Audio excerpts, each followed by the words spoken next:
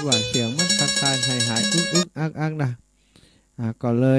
ลยแจ้งไปเตี่ยอาจารย์ว่าคนพร้อมบอกว่าเน็ตมันจะพร้อมหรือไม่เนาะท่านอาจารย์ก็คงจะพอตีอันลิงก์ลิงก์ตีตั้งไลน์ตีอาตมาส่งไปแล้วแต่ยังบัดตอบมากำเตอะบอกว่าตอนนี้เปิดฮับสัญญาณไปแล้วอย่างเนาะท่านอาจารย์ถ้าฮับสัญญาณไปแล้วแจ้งให้เก่ากับผมทราบจิมแต่กี้ยอมปีพิษสมัยโทรมาก็โทรกลับก็บฮับชกรรมโทรมาก็เฮาฮับก็บ่ได้ยินโทรกลับก็ตูดไปเหี่ยชะตาอาจจะพยายามโทรอยู่ก็ได้เนาะช่วงนี้สัญญาณอินเทอร์เน็ตมันบ่ดีที่อาตมานี่เนื่องจากว่าสัญญาณของWi-Fi แห่งตัวหนึ่งสถานที่มันใจได้กุเตือนนี่ก็คือของ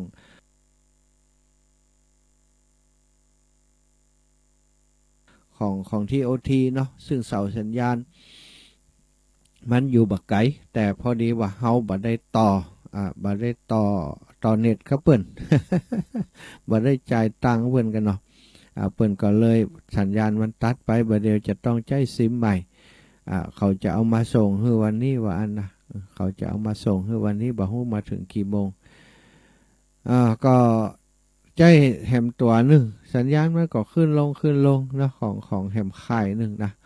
สัญญาณมันบ่เสถียรพอมันบ่เสถียรนี่บางช่วงก็ตัดขาดไปเลยอีน่ะอึกอักแต่เจ้านี่อาตมาก็บ่ได้จัดรายการไปติคลื่นสีขาวกับ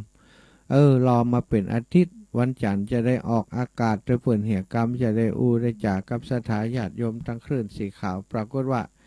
แต่เจ้านี้สัญญาณบ่ดีก็เลยบ่ได้ออกอากาศชกรรมเหมือนกันเนาะอีปี้มันก็สัญญาณได้ก็บ่ได้แล้วเจ้าได้แล้วแต่กี้มันขาดหายตอนนี้เสถียรพ่องแล้วเนาะ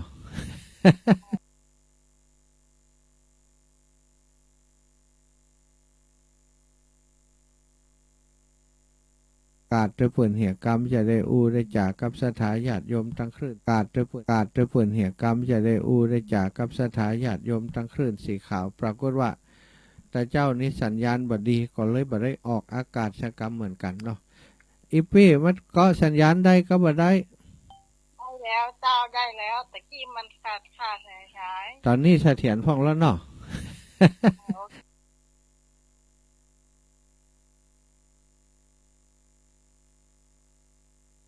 ยายเปิดติดกัน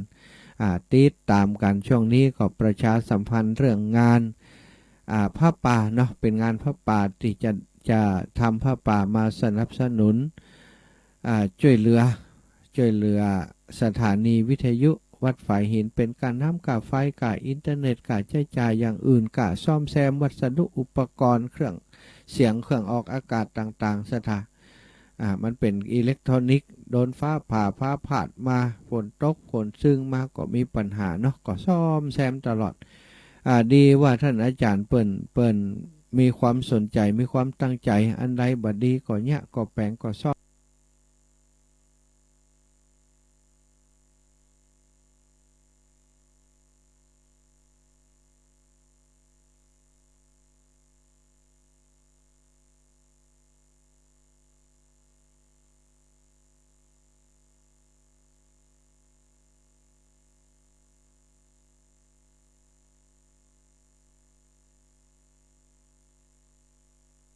มาแตกมั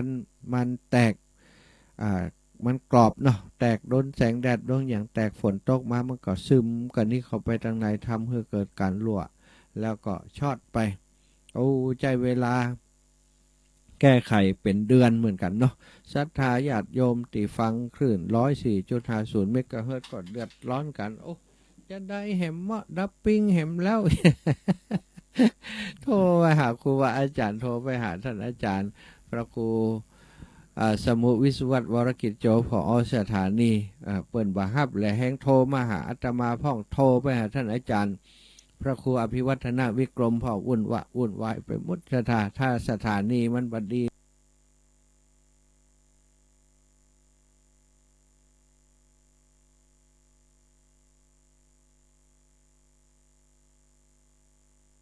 จะได้เพลงก็บ่มีไอยังก็บ่มี104หายไปเปิ่นก็เดือดร้อนเพราะเปิ่นฟังของเปิ่นตึงวันเนาะ 104นี้บ่ต้องหนีไปไหนนะสถาเข้ามาตั้งแต่บัดเจ้านี่มีรายการธรรมะตั้งแต่ไล่ตั้งแต่สวดมนต์มาสวดมนต์ต่อจากนั้นตี 3ตี 4ก็คลื่นสีขาววันนี้อาตมาก็ได้โอกาสได้มื้อได้เวรที่ครูบาอาจารย์เปิ่นแบ่งให้วันจันทร์ตี 3ถึงตี 5เนาะวันก่อนอาจารย์ว่าโอ้ตี 3มันเจ้าลำไปท่านมหาเท่าแล้ว อาจารย์เพิ่นอินดูเพิ่นก็ว่าตี 4ก็ได้เนอะตี 3มันเจ้าแก่ลำไปบ่ค่อยได้พักได้จะเป็นอย่างไปแห่มคนอีนะถ้าแล้วตุลุงยองก็วุบกรรมละก็เลยจัดตี 4วันนี้ก็ตื่นมาตั้งแต่ตี 3ป่ายชักหน่อยบุญนะสถาแห่จะจัดรายการนี้เตรียมอุปกรณ์พร้อมหมดเรียบร้อยแล้วโอ้ถึงเวลาออกอากาศมาจะเชื่อมสัญญาณมาโอ้เน็ตก็เงกงอกเงกเนาะสัญญาณออกบ่สม่ำเสมอเดี๋ยวขาดหายท่านอาจารย์เพิ่นก็เลยแจ้งมาว่าวันนี้งดเห็นเนาะบัดใดละก็จะสัญญาณไปเดี๋ยวก็หลุดมันเสียงมันอึกอักฟังบัดใดความนะบางเถื่อบางทีคือถ้าสัญญาณมันบัดเสถียรเนี่ยสถากำอูมันหายไปกำหนึ่งเนี่ยมันบัดเชื่อมต่อกันเนี่ยมันก็จะอาจกลายเป็นปัญหาเนี่ยว่าคนดีเป็นคนบดี ว่าคนบดีเป็นคนดีไปอย่าง มันจะเกิดปัญหาว่าโอ้ตู้ยังไงว่ามันจ้อมใจว่าอย่างอันอย่างอีสัญญาณติวาดดีๆมันขาดไปเห็นนะมันเหลือแต่ประโยคเหลือกรรมที่เอามาต่อกันแล้วมันเป็นกรรมที่บดีไปเห็นเนาะมันก็จะเป็นปัญหาท่านอาจารย์ก็เลยว่ายกเลิกเหตุก่อนเนาะวันนี้ตัดสัญญาณไปแล้วเนอะนะก็อนุโมทนาเหมือนกัน ขอบคุณท่านอาจารย์ถ้าอาจารย์เปิ่นบ่ดูแลถ้าเปิ่นบ่มอนิเตอร์ฟังอยู่ทั้งปุ้นนี่สถามันก็บ่ฮู้กันนะมันเสียงดีบ่ดีบ่ฮู้ถ้าเสียงบ่ดีเกาะไปมันก็ยังว่าในสถาญาติโยมก็ฟังบ่ลื่นหูฟังก็ตุกใจว่าโอ้บ่ม่วนบ่ได้สาระอย่างวันนี้ก็เรื่องของเรื่องคือมันกระท่อนกระแทนอย่างที่ว่าเพิ่นก็เลยตัดไปเนาะช่วงนี้ก็บ่แน่ใจเหมือนกันตะกี้โยมปิพิสมัยแจ้งมาแล้วว่าได้แล้วท่านเนอะก็สันดานได้แล้วนะก็ขอบคุณกับโยมปิพิสมัยอีปออีแม่ตั้งหลายติดตามอยู่ทุกคนเนอะโยมแม่สีทอนจมฟ้องก็ท่าฟังลูกบ่าวเพิ่นอยู่ฮะนะกะพี่น้องอีแม่อยู่บ้านประภัยสันทรายโยมแม่บัวไหลหลังมอแม่โจโอ้หลายคนเนอะหลายคนหลายตีหลายแห่งปนานบุญตันเจดีย์3 ยอดเนี่ยแม่ครูเกษณีก็ถ้าจะรักฟังอยู่เหมือนกันเนี่ยแม่ครูเกษณีนิสทาใหญ่ของวัดพระสิงห์วรมหาวิหารพระอารามหลวงเนาะจังหวัดเชียงใหม่หลายท่านหลายคนอีปอยอีแม่ที่อย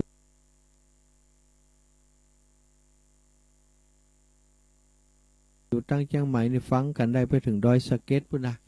พี่น้องจังน้ำลัดจอมตองนี่ก็ฟังจากวิทยุฝ่ายหินก็ได้นะโยมแม่ดวงดีนารตะเดี๋ยวถ้าคือเปิดโอกาสให้โทรก็จะโทรมากันทึดๆละต่างสารปีนี่ก็ฟังกันหลายก็ต้องขอบคุณเนาะคนจัดรายการก็ต้องกึดเติงหายอย่างเงี้ยสถาอีปล่อยแม่ถ้าเขาบอกกึดเติงหาสถาญาติโยมที่ฟังอยู่ตั้งบ้านนะมันเหมือนกับหนังอยู่คนเดียวนะมันตันพิงเหมือนกันนะแต่ถ้าเฮานึกถึงอีปล่อยอีแม่โอ้เปิ่นฟังอยู่ที่บ้านที่จ้องเปิ่นหนังปื้นเก้าไรไงฮัลโหลตื่นหนังที่ปื้นเฮียนฮัลโหลบางคนก็หนังอยู่ยังคมจักตอกอยู่นะถ้ากึดอย่างอีมันก็หันภาพไปนี่มันก็เหมือนกับว่ากับคนตั้งหลายนั่นนะแต่ว่าไปประชุมคณะสงฆ์ไปคณะสงฆ์เผยแผ่ไปป้าใช้นักจัดรายการใหม่ที่จัดรายการด้วยกันเนี่ยใช่ไหมเปิ้นว่าบัดเดียวนี้ผมเป็นผีบ้าก็เป็นหู้ครับอาจารย์นี่ มันจะได้ท่านอาจารย์นั่นผมจัดรายการนี้นะผมไปโดยมือมันไปโดยนะอาจารย์นี่วะพอผมเคยไปสอนละอ่อนที่โรงเรียนถ้าผมนั่งอยู่ในห้องจัดรายการเนี่ยผมจะยกมือยกไม้ไปโดยไปโดยท่าทางประกอบไปโดยคนถ้าเปิ่นมหารชัยทายาว่าผมเป็นผีบ้าอีนะก็เลยบอกอาจารย์เขาเป็นเขาก็ตื้อหู้ตัวอยู่ลูก ถ้ามันเป็นผีบ้าแท้มันก็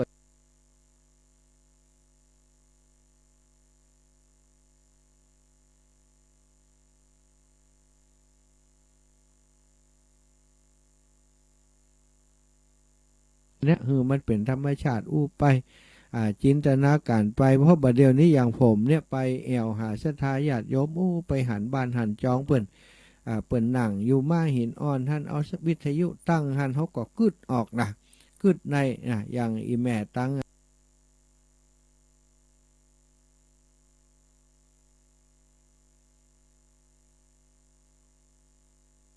ปัดไฟหินได้เนาะ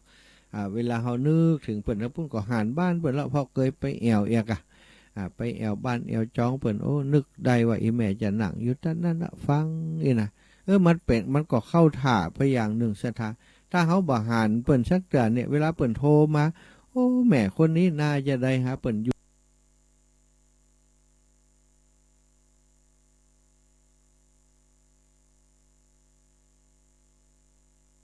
แม่ที่ฟังรายการเนาะอย่างแม่บัวไหลแถวอันหลังมอแม่โจวันนั้นเปิ่น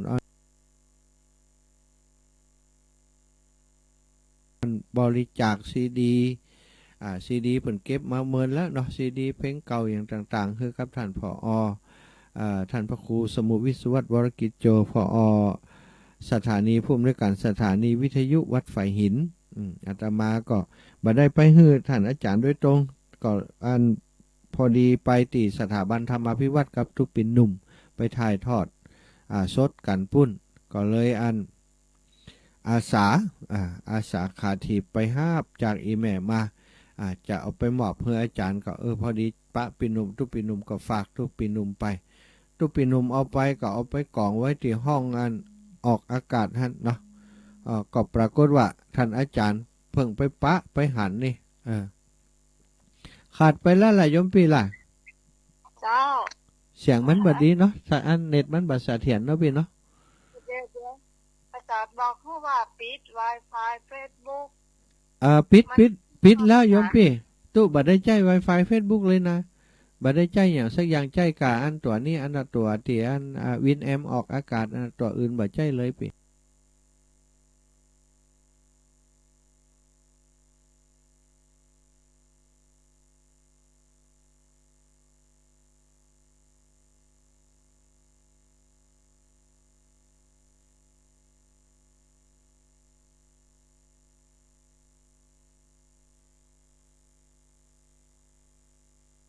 เพราะบัดได้เปิดอย่างอื่นนะตู้บัดได้เปิดบัดได้เปิดโปรแกรมของFacebook อย่างสักอย่างในเครื่องนี่นะถ้าจะว่าบัดเดียวนี้มันจะโทรใจเป็นโทรศัพท์เอาบ่อันโทรศัพท์จะได้ก็ไปโทรเข้าของไผ เข้าเข้าของทางสถานีก็ได้เหรอโทรเข้าของตั้งสถานีเบอร์อย่างปีเดี๋ยวพอว่าเปลี่ยนเป็นระบบโทรเข้าเอาบ่มันตอนนี้เขาคิดว่าสัญญาณของตัวนี่มันไม่ค่อยดีแต่ว่าโทรศัพท์มันก็จะกระถอนกระแทนหรือไม่ก็พูดลองพอก่อนเนาะเจ้าตันก็ได้เปรียบบอกเจ้าได้098เนาะ103เจ้า8676เนาะเดี๋ยวตู้จะโทรเข้าไปทางอาจารย์ครับก็แสดงว่าเข้าใจตั้งโทรศัพท์ไปเลยก็ได้เนาะยมปีเนาะเจ้าเจ้าสาธุเนยยมปีเด้อจ้ะศรัทธาญาติโยมนี่คือการแก้ปัญหาเฉพาะหน้าไปก่อนเนาะเฉพาะหน้าไปก่อน มันมีปัญหาเนาะก็บอกหู้แย่ใดนะก็อยากจะออกอากาศบอกหู้มีปัญหาแต่เน็ตมันมีปัญหาเฮาแต่บอกมีปัญหากับพายเนอะนี่ของอาจารย์นี่นี่เป็นเบอร์ของอาจารย์นี่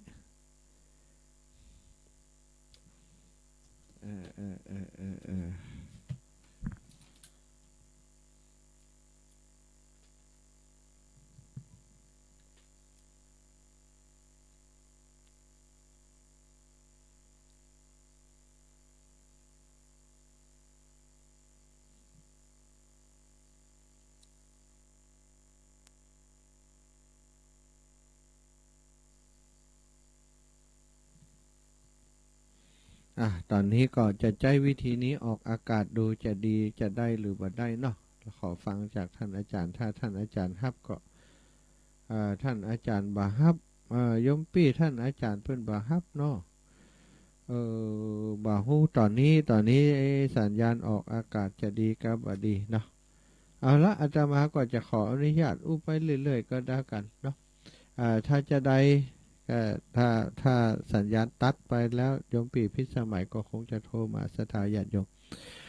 วันนี้ก็ขอจะถึงในเรื่องของการทำบุญสุนทรทานเนาะการกินการทานต่างๆบัดเดี๋ยวนี้ในการทำบุญ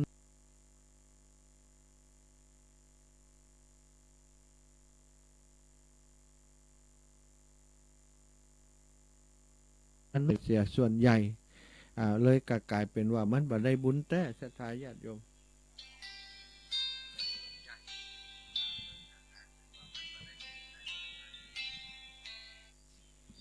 ท่านอาจารย์ใจตั้งนี้เอาบอ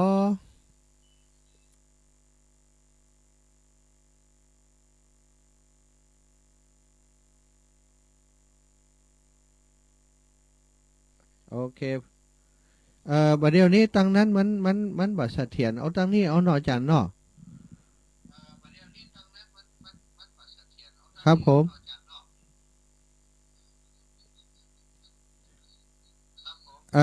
ปล่อยไป Wi-Fi บัดนี้มันมี2 ขีดครับท่านอาจารย์ครับมันเป็นของอัน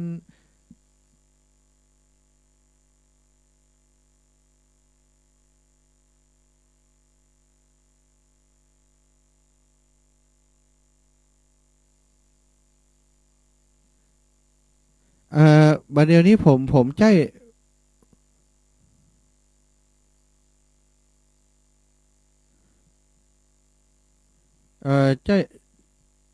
ใจเฮ้ยไล่ใจกับออนไลน์อย่างเดียวเลยอันผมปิดมือถือก่อนบอกหรือว่าปิดมือถือดึง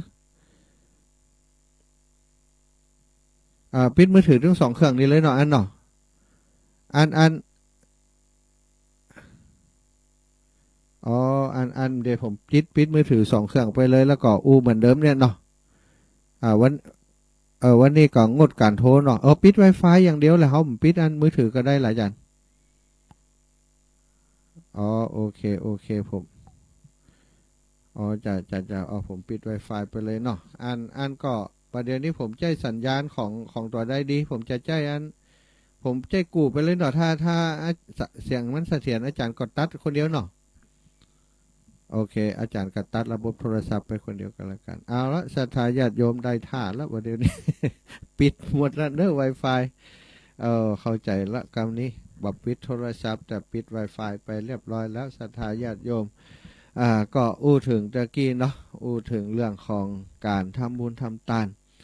เท่าที่อาตมาได้มีโอกาสไปร่วมงานกับครูบาอาจารย์ในเครือข่ายคลื่นสีขาวมาเป็นเวลาร่วม2-3 ปีมาแล้วศรัทธาสิ่งที่อาตมาประทับใจที่สุดเวลาครูบาอาจารย์ในเครือข่ายคลื่นสีขาวไปทำบุญที่ไหนเนี่ยเขาจะบ่มีการเรื่องเล่าเรื่องยาก่อนต้อมรับขับสู่ดูแลที่จะเป็นภาระให้กับศรัทธาญาติโยมที่เป็นเจ้าภาพบางครั้งเขาเป็นเจ้าภาพบางครั้งเปิ่นเป็นเจ้าภาพเวลาเขาไปหาเปิ่นเนี่ยก็จะบ่มีการถือศรัทธาญาติโยมว่าต้องเตรียมอันนั้นอันนี้มาต้อนรับเนอะมาดูแลเนอะเอาเหล้าเอายาเลี้ยงแขกผู้รักผู้ใหญ่จิมเนอะเปิ่นจะไปกันหลายนี่บ่มีเลยศรัทธาญาติโยม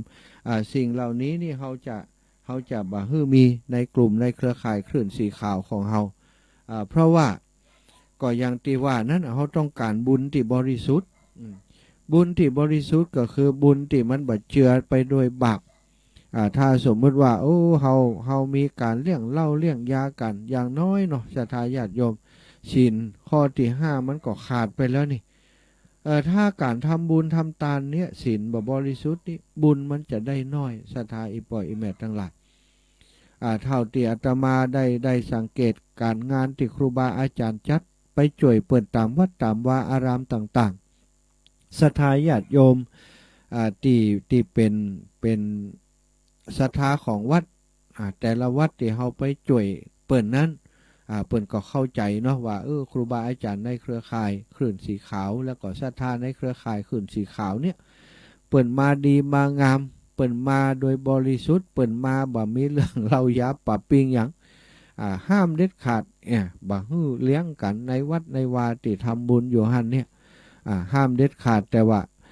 คนปฏิบัติมันจะปฏิบัติเด็ดขาดหรือบ่เด็ดขาดก็แล้วแต่เขาเนาะศรัทธาญาติโยมบางคนนี่ก็เปิดห้ามเด็ดขาดแล้วมันก็ลักกินลักอย่างไม่พองบ่เอาขวดมาตั้งบนโต๊ะแต่เอาใส่น้ำขวดโคกพ่องใส่อย่างพ่องเอาไปเอามาบ่เจ้าก็จัดดีแต่ข่อยมาสเปะสปะเดินลงปุ่งเป่งอันนี้ก็มีแต่เขาก็ยังฮือเกียรติอยู่นะยังบ่เอามากินสวนเสเฮฮาสนุกสนานมีฟ้อนมีลำมีดนตรีมีลำมงส่วนใหญ่ก็จะบ่มีถ้าการทำบุญอย่างนี้มันสบายใจถึงเปิ่นถึงตัวคนเป็นเจ้าภาพคนที่เป็นเจ้าของงานเป็นศรัทธาญาติโยมที่ต้อนรับก็สบายใจศรัทธา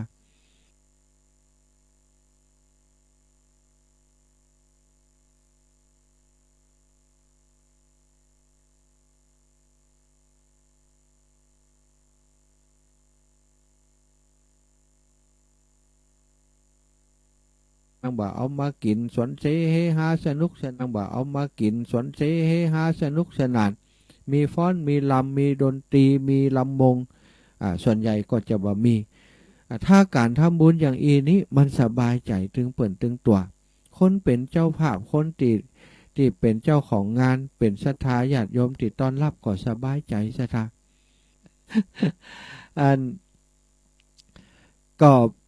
เป็นค่าใช้จ่ายที่สูงศรัทธาบางเถื่อบางทีค่าใช้จ่ายที่มาใช้จ่ายกับเรากับยากับการดูแลเนี่ยบางครั้งบางทีเอาสนุกสนานเอาดนตรีมาเล่นค่าดนตรีเป็นลักเกือบจะแสนนะม่วนกันเอากินเรากินยากันปัดเต้าเราเต่าใดก็บัดตึกบัดเต้าหมดไปแล้วเอาไปซื้อมาแหมหมดไปแล้วไปซื้อมาแหม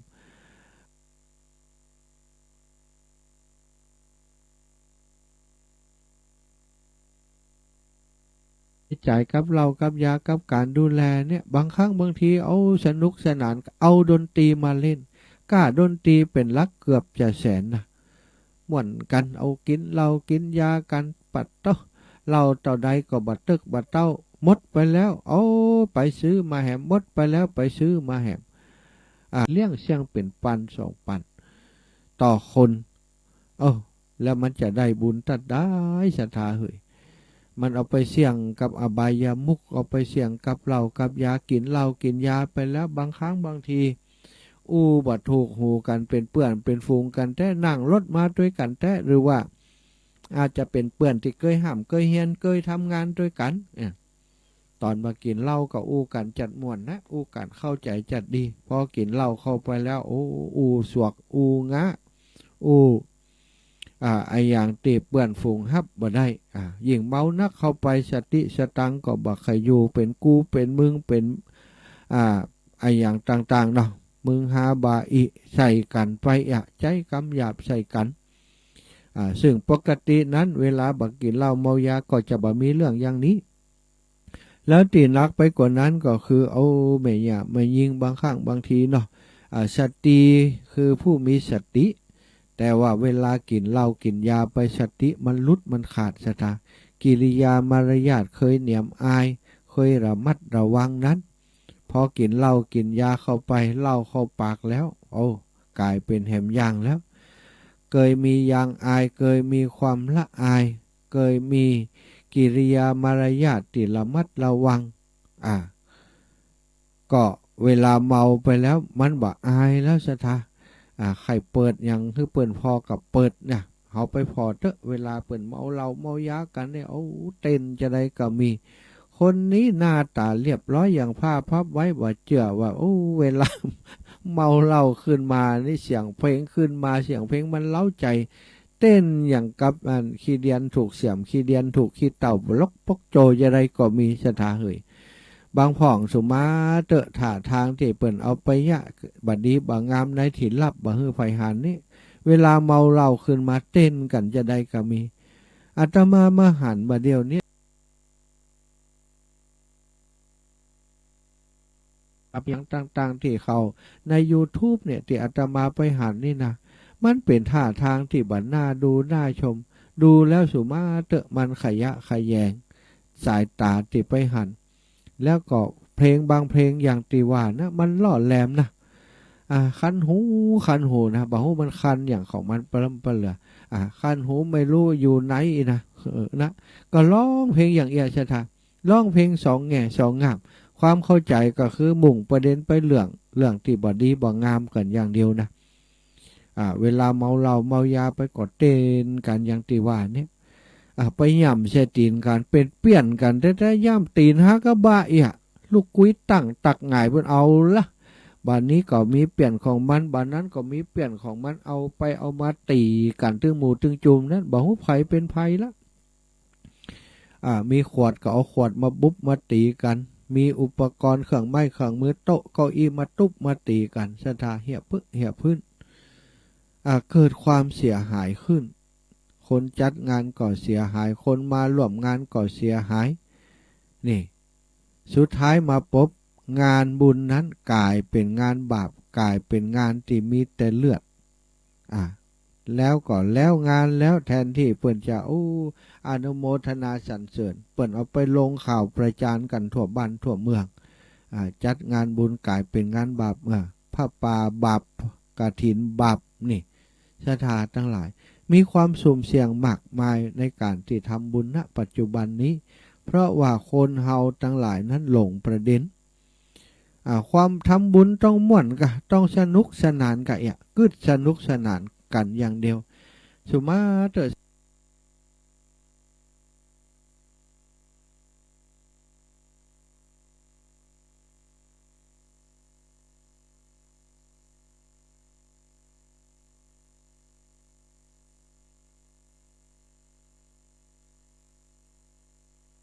ส่วนเฮียมีอัฐบริขารเฮียถ้าตามปกติก็มีแต่มันจะลงทุนสักต่อใดอย่างนักก็หมื่นป่ายนะแต่บัดเดียวนี้ถ้าบ่มีตัง100,000-200,000บ่ได้บวชซะท่าเพราะอะไรอย่างเพราะว่าจะต้องเตรียมเรื่องการเลี้ยงการดูเพื่อนจะเอาดนตรีไผ่ตีไหนมาแสดงออกบัตรการออกบัตรเชิญไป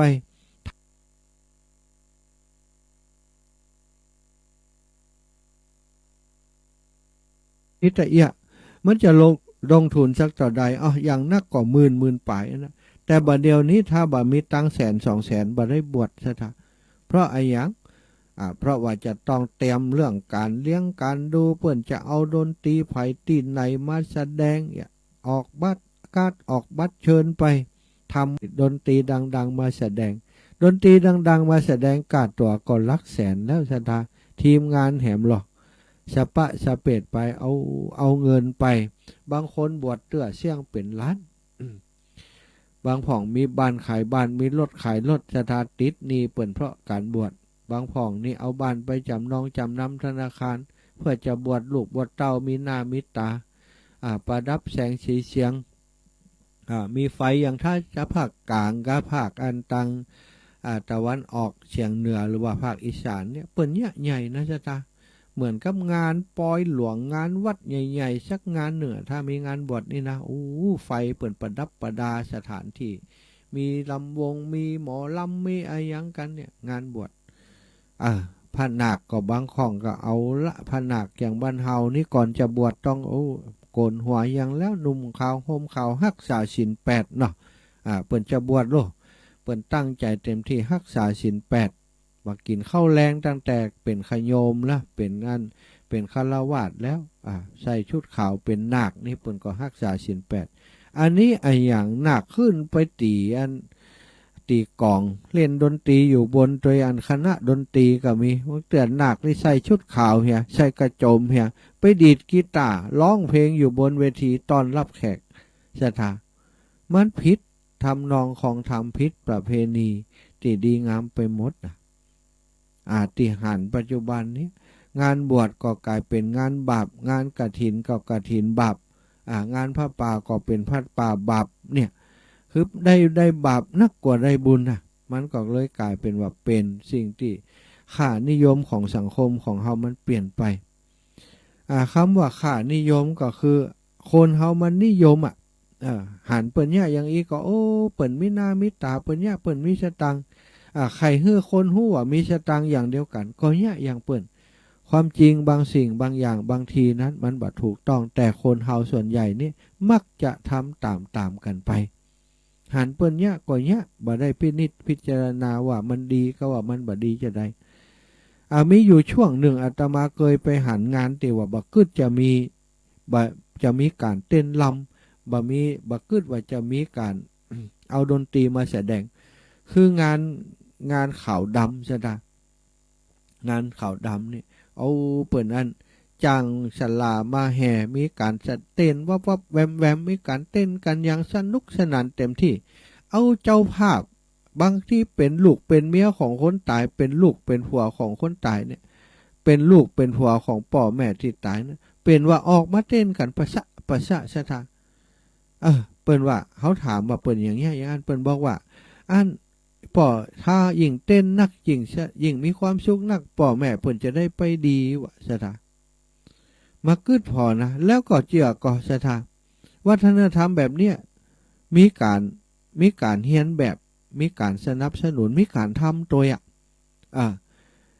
อาตมาเคยหันที่ในเวียงเปิ้นเนี้ยในอำเภอหนึ่งเนี่ยในจังหวัดลำปางเคยไปร่วมงานแล้วหันเปิ้นเนี้ยหัน 2-3 งาน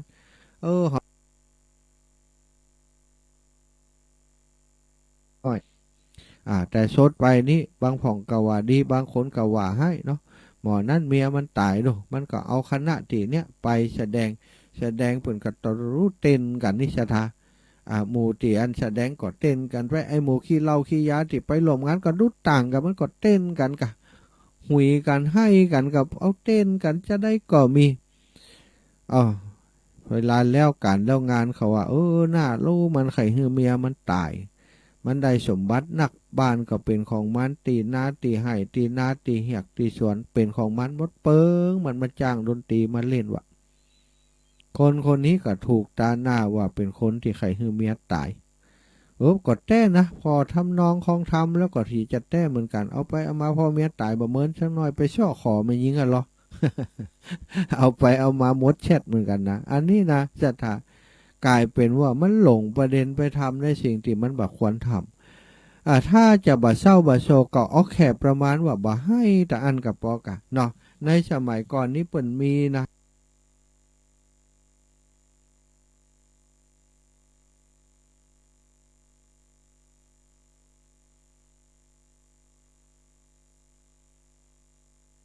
ที่มีตระกูลเศรษฐีตระกูลหนึ่งมีทรัพย์7 โก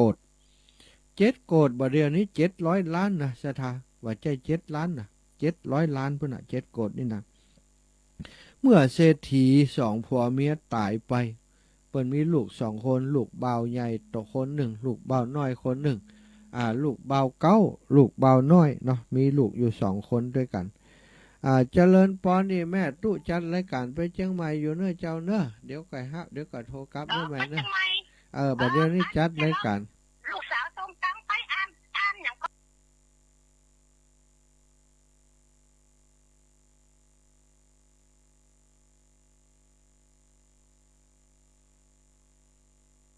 ็เจ้าสาธุ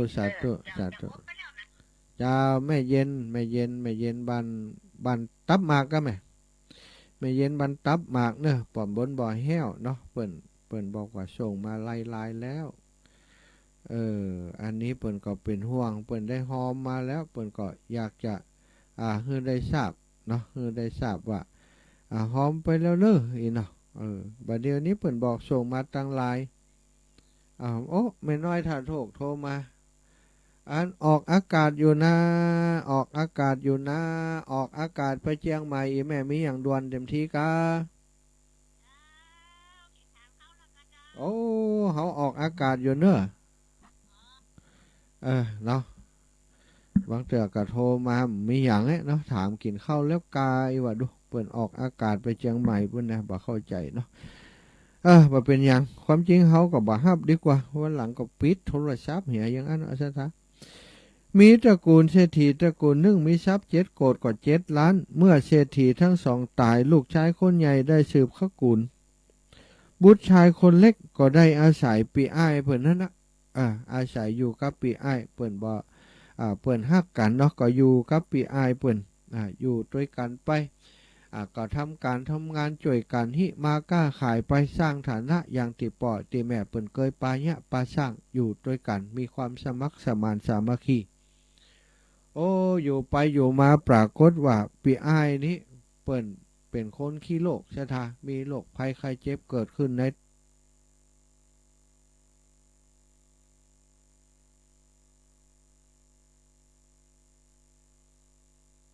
แอนเจริญรุ่งเรืองเหมือนที่ปอดที่แม่เคยทำเนี่ยพอคนนี้มาทำปีไอมาทำกิจการซ้ำดีขึ้นมาแหมจาก70 โกดกลายเป็น700 โกดมีตังมีเงินมีทรัพย์สินเงินคำเพิ่มขึ้นค่าทาสบริวารก็เพิ่มขึ้นญาติมิตรทั้งหลายตลอดถึงน้องบ่าวนี่ก็ฮักปีไอคนนี้เพราะว่าปีไอคนนี้เป็นคนสื่อสัตย์จริตเป็นคนดีเป็นคนมีน้ำมีธรรมชอบฮือตานชอบรักษาศีลค้าขายก็เป็นคนมีสัจจะแล้วเป็นคนมีวิสัยทัศน์ดีไปเชาะของมาขายก็ขายดิบขายดีสัทธาอุปถากอุปถัมภ์ดูแลข้าทาสบริวารดีทุกคนก็ฮักเปิ่นบ่มีไผยักยอกทรัพย์สินสมบัติของเปิ่นแม้แต่คนเดียวแต่ว่าอยู่ต่อมาเนี้ยอย่างที่ว่าโรคภัยไข้เจ็บเกิดขึ้นในตนในตัวก็ได้เสียชีวิตลงไปญาติทั้งหลายมิตรทั้งหลายคนติกล้าขายด้วยกันทั้งหลายพอหู้ว่าท่านเศรษฐีผู้เป็นพี่ชาย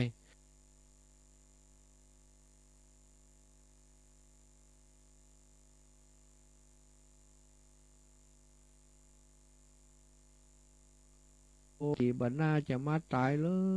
ยคนอื่นยังบัดตายคนบัดดีบัดดักมันยังอยู่กันทึดๆแต่ปล่อยเศรษฐีเป็นคนดีทำไมจะต้องมาตายจากหมู่เฮาเจ้าข้าไปโอ้หนอตายแตะยะจะได้ดีหมู่เฮาจะหาไผ่มาเป็นคนดีครับอย่างครับท่านเศรษฐีนี้คงบ่มีแหมแล้วปากันให้สถาคนที่หู้จักมักคุ้นเกยสัมพัสเกยร่วมกันร่วมงานกับเปิ่นมาหาเปิ่นก็หานเปิ่นก็ให้เนาะน้องแต่น้องบ่าวของท่านเศรษฐีคนนี้เนี่ยซึ่งเป็นคนที่จะต้องได้รับมรดกสืบต่อจากท่านเศรษฐีคนนี้บ่ได้ให้อย่างคนอื่นเขาบ่ให้บ่ห้องบ่หุยบ่อย่างจากอย่างคนอื่นให้กับปล่อยเขาให้ไปตัวเองก็เนี่ยมีการมีงานอย่างเนี้ยก็ทำหน้าที่ไปดูแลจัดการงานศพของปีอ้ายโดยความมีสติคนทั้งหลายก็แปลกใจว่าหมอนี้มันกึดจะได้ฮะอ้ายมันตายถึงคนกูเตือมันก็ไปไหนมาไหนด้วยกันยะอย่างกันด้วยกันมันบ่ฮักอ้ายมันสักหน่อยก็ได้หรือว่ามันฮักหนึ่งแต่ว่ามันฮักสมทรัพย์สมบัตินักกว่าอ้ายมันล่างมันนี่กะเป็นคนวางยามันอยากอ้ายให้อ้ายมันตายเต็มที่กันเนาะบัดเดี๋ยวนี้อ้ายมันตายมันถ้าจะดีใจนั่นแหละมันเลยบ่ให้บ่ห้องอีวะกอบของกอบอู้กันไปอู้ในใจก็มีพ่องก็อู้กันไปเล่ากันไปว่ากันไปแสดงกิริยาอาการที่เหมือนกับว่านายคนนี้บ่ดีอ้ายตายถึงคนบ่ให้เอกก็พอดีว่ามีเปื่อนของอันนายชายคนนี้ชายคนนี้ผู้เป็นน้องเนี่ยก็ไปถามว่าบะเดียวนี้จะได้หันเปิ่นตั้งหลายให้กันแม้กระทั่งเฮาก็ยังให้อินดูอ้ายตัวนี้บ่หันน้ำตาสักยศตัวบ่ฮักอ้ายตัวสักน้อยกะตัวนี้อยากให้มันตายเต็มที่กะว่าอันอู้ความจริงเพราะเป็นเปื่อนกันโอ้อันน้องชายของท่านเศรษฐีก็เลยบอกว่าท่านทั้งหลายคนที่ให้นี้คือคนที่บ่ฮู้โลกกระทำทั้ง8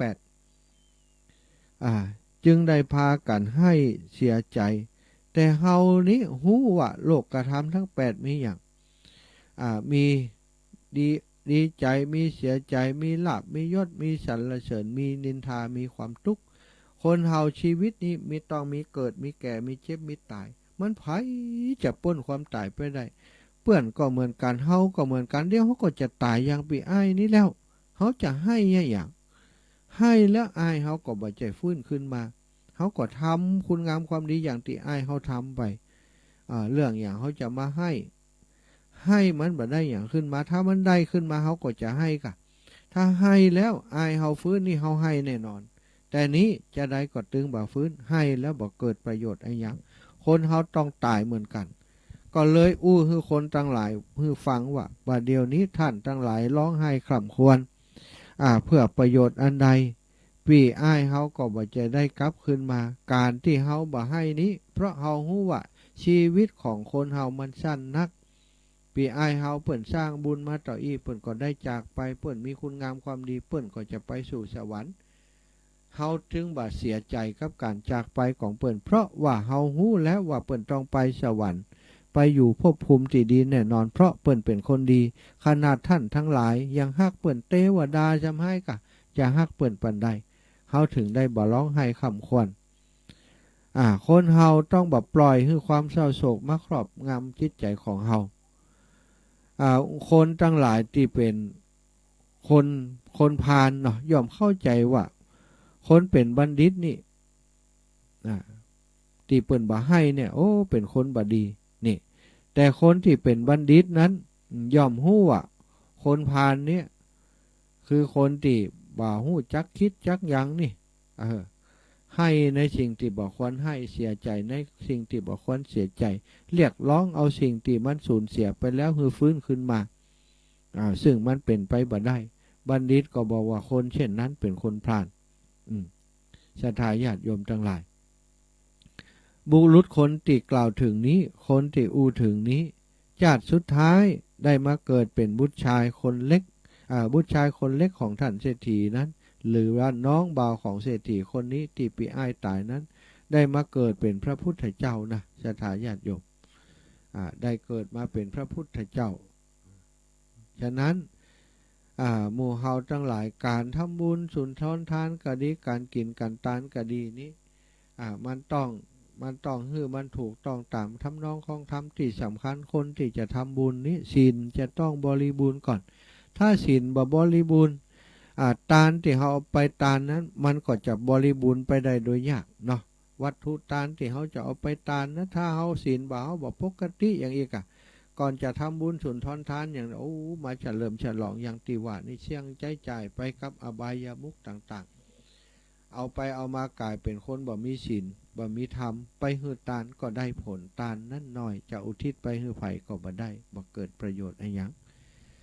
ก็ฮื้อศรัทธาญาติโยมติดตามฟังกันเนาะเวลาจะทำบุญทำทานฮื้อพิจารณาดีๆอันใดที่มันเกิดประโยชน์ก็ทำส่วนอันใดที่ทำไปแล้วมันบ่เกิดประโยชน์เกิดความสูญเสียเกิดความเสียหายก็ควรจะหลีกควรจะเว้นเนาะเอาละอาตมามาก็สมควรแก่เวลาที่จะฮื้อศรัทธาญาติโยมได้โทรมามาเอ่ยกันกับสัก 2-3 สายเนาะถ้าเบอร์โทรก็0808844173 0808844173เนอะศรัทธาญาติโยมทั้งหลายโทรมาได้แล้วโทรมาได้เลย0808844173เนาะโยมแม่สีทอนจมฟองฟังอยู่ก็ขอบคุณท่านอาจารย์จำเริญอาจารย์เจริญนะตุปิเลินบ้านตุปิเลินม่อนปินวัดม่อนปินอยู่เชียงใหม่พุ่นเนาะอยู่อันเมืองฝางพุ่นเนาะตุปิเลินได้แจ้งมาว่าวัดฝ่ายหินออกแล้วเนอะครับเนอะอีนะมาคนแรกเลยโยมแม่สีทอนจมฟองป่าไผ่อีแม่สบายดีก็สบายดีถ้าลูกจะมานะคะไปหาอยู่แล้วจะมาเมื่อใดลูกจะไปวันที่14แต่ทำถึงปุ้นเตียนายแม่14-15นี่นะปุ้นถ้าจะไปให้แม่แหมกำถ้า12ตุลาปุ้นแม่12ตุลาก่อน12วันที่12ตุลานี่มันจะไปเขาจะไปอันนั้นนะกะไปอันกฐินวัดเรามณฑาน่ะเขาวันที่7ที่8ที่9ที่10อย่างมื้อนี้จะไปช่วยเตียนวัดทุ่งเศรษฐีก่อนจากนั้นก็จะไปข้ามลูกจานทุ่งเศรษฐีเวียงป่าเป่ามาก็จะแวะหาแม่ก่อนแล้วก็จะไปวัดเรามณฑาแม่เจ้าแม่รออยู่เด้อเจ้าแม่ดูแลตัวเองเนอะไปให้ได้เข้าเจ็บให้ป่วยแหมนะ อืม เจ้าจ้าจ้า สาธุสา อยู่ ธุ ดีสบายนะเดี๋ยวเนี่ย หน้ากาดูแลตัวเองเจ้าคึดเต็งหาอยู่เนอะสาธุ บ สา อก ธุ พี่สมัยด้วยเด้อว่าแม่ฟัง อืม ธรรมะคลายเครียดถึงวันนะเด้อ โอ้ ทุกอาทิต ดี ย์เด้อ ดีกะดีกะ โอ้ เพิ่น ฟังตะคืนก็ฟังจุดจบ ดี เนี่ย กะดีละดีละ แต่ไม่ได้โทรอ่ะเปิ้นมาได้ฟังอยู่เปิ้นอยู่เด้อ จ้าเพิ่นก็ฟังอยู่บัดเดี๋ยวนี้นะเพิ่นก็จะได้ยินเสียงอีแม่อยู่เนอะขอบคุณแม่เนอะ เจ้า เจริญพรเจริญพรพี่น้องทางวัดเหล่ามนทาโลฟังกันอยู่ก็ศรัทธาญาติโยมเนอะที่วัดเหล่ามนทานั้นเปิ้นอันเปิ้นจะมุงหลังคาใหม่เนาะมุงหลังคาตีอันเอาใบตองไปมุงอีแม่มันเป็นอันอย่างก็เป็นหมอดเป็นอันน้ำฝนตกหัวมาประเดี๋ยวนี้จะเปลี่ยนเป็นเมทัลชีตเนาะเจริญพรแม่ เจ้าพระสาเจ้าไม่ฟังอยู่เนอะ โอ้ขอบคุณอีแม่ได้ยินชัดแล้วเนาะตอนนี้เนาะ เจ้ามันขาดหายอยู่เจ้า ยังขาดหายอยู่แหละก็ยังแฟนพอได้ยินผ่องก็ได้แล้วเนาะแม่เนาะ เจ้าอาจารย์เพิ่นกับคอยดูแลมอนิเตอร์ เจ้า ขอบคุณท่านอาจารย์เตยเจริญพรขอบคุณอีแม่เนอะโทร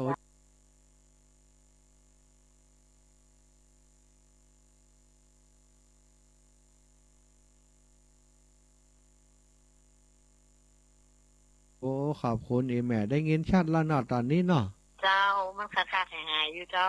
ยังขาดหายอยู่แหละก็ยังแฟนพอได้ยินผ่องก็ได้แล้วเนาะแม่เนาะ เจ้า อาจารย์เพิ่นกับคอยดูแลมอนิเตอร์ เจ้า ขอบคุณท่านอาจารย์เตยเจริญพรขอบคุณอีแม่เนอะโทษมันโดนลมโดนแดดโดนอย่างมันกับพุดกับโพอีน่ะฝนตกมานี่เก่าหูหาลงมาสวๆเซ่ๆจำเป็นจะต้องเปลี่ยนเดี๋ยวนี้นะจำเป็นจะต้องเปลี่ยนหลังคาเนาะ3 เดือนปลายแล้วจ้ะนะก็สมควรเปลี่ยนบัดเดี๋ยวนี้ก็เลยจะใจเมทัลชีตแผ่นหนึ่งประมาณ6 เมตรก็ตกอยู่690 บาทเนอะศรัทธาญาติโยมเจริญปอนแม่สุแก้วคำอ้วน เจ้าแม่ฟังอยู่เนอะ เอาสีโพธารามอีแม่สบายดีเนาะฝนตกก็แม่วันนี้ ฝนตกเจ้า เอาจังเพศก็มืดครึ้มเหมือนกันอีแม่ เมื่อ ตก คืน ปุด อยู่ ติ ฝนตกอยู่ แต่แม่รู้แล้วว่าแต่เจ้าเน็ตมันตึงบดีแม่เลยจะได้ฟังท่านอภิวัตรวิกรมได้ฟังอยู่เจ้า หน้ากากของเฮานี่อันอาจารย์เปิ่นเช็คพอแล้วว่าโอ้อันก็ เจ้า สัญญาณไปบ่ได้มันขาดท่านมหาพักผ่อนเตออินะก็เลยพักผ่อน เจ้า เจ้าแม่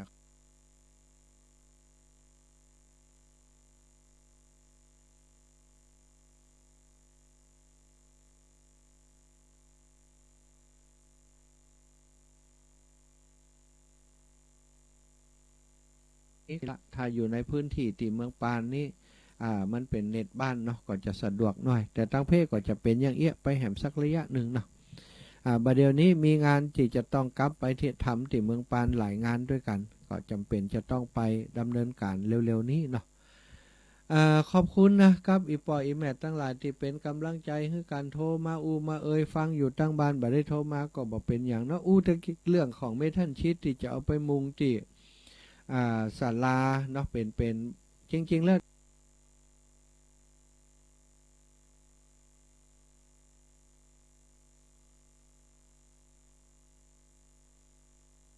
ร้านกระถินนี่ถ้าบักแก้ไขเรื่องหลังคาก็คงจะลำบากเนี่ยจะท่ากว่าจะออกพรรษานี่ฝนจะตกแหมหลายยกอยู่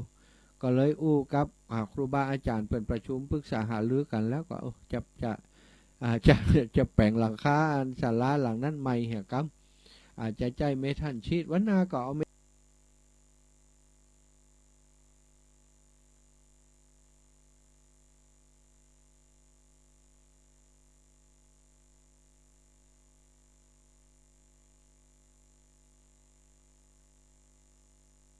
ภาพเมทัลชีตที่จะไปมุงหลังคาศาลาวัดเหล่ามุนทาสถานที่ทำบุญอยู่ตอนนี้นั้นก็แจ้งผ่านอาตมาก็ได้เนาะแจ้งผ่านอาตมาโทรมาหลังไม้ก็ได้อีแม่ขอชักแผ่นเนออีเนาะมันพอมันราคามันพอสูงอีปล่อยแม่ทั้งหลาย690หรือว่าไผอยากจะร่วมบ่มีตังนักอีแม่สัก100-200มาได้กายเนาะได้หมดเนาะเช้าก็ได้เนาะ แจ้งมาเตียอาตมาก็จะโอนเข้าไปในบัญชีของวัดเหล่ามณฑาเปิดเอาไปดำเนินการเนอะสถายปล่อยแม้วันนี้ครูบาอาจารย์ในเครือข่ายคลื่นสีขาวท่านพระครูอภิวัตรท่านพระครูกัลยาณปราโมทย์ท่านพระครูสุเมธหลายรูปหลายองค์ด้วยกันเปิ่นจะไปประชุมหารือกันเรื่องการจัดงานวันที่15นี้แล้วก็ไปพอหลังคาศาลาที่ว่านี่เนาะที่จะไปจะแปลงกันนี่เปิ่นก็ไปพอกันแถมกับแล้วก็จะสั่งฮือศาลามาเอาโครงหลังคามาขึ้นแถมใหม่แล้วก็มาเชื่อมมาแปลงยังเรียบร้อยแล้วก็มุงเมทัลชีทเฮียเรียบร้อยแล้วกำนี้ทำมุงแล้วก็บ่มีหมอดมีแมงมากวนเห็นแล้วสะอาดได้อย่างติดเขาทำความสะอาดแล้วก็มาต้องมากวาดมาเพียวบ่เดียวนี้ความสะอาดสักชั่วโมงนี่ละเวชกรรมปัทุสถานโตนี่มันตึงหมุนโคกตกเพราะว่าหมอดมันปิวลงมาเนาะปิวตึงมาตึงก่อนตึงอย่างมันเป็นหมอดกินหมดนะก็เลยกลายเป็นปัญหา